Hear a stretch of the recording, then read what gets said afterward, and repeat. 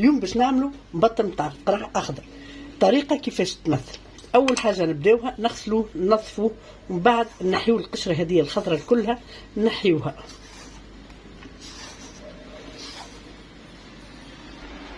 نقص بعد ما قصيت نقص الراس هذا نحيه، نفس الشيء بالنسبه لهذا.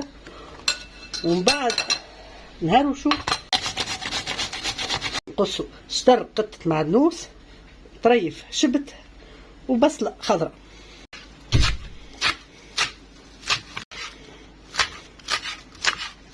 تو باش نخلطوه بطريف 3 كعبات عظم نحطوا لهم، ولا كعبتين عظم، انت قداش حطيت الغساك بتاعك. على كعبتين كبار كيما شفتوا انا عملتها قرع اخضر، نص قطه معدنوس وطريف شبت وبصله، نقد 3 كعبات عظم وشطر كاس فرين. لو نخلطهم بسم الله كيما هكا، نزيدهم طريف ملح وفلفل اكحل، وتحط فوقهم شويه فلفل احمر وشوا هذايا، تنجم تحط تنجم لا انتي واللي تحب. تو نخلط عليها البيتو هذه على هيك ونخلطها شويه زيت يسخن، مش برشا زيت. تو باش نقلي القرع نتاعنا بالمغرفه هكا، هز وحطها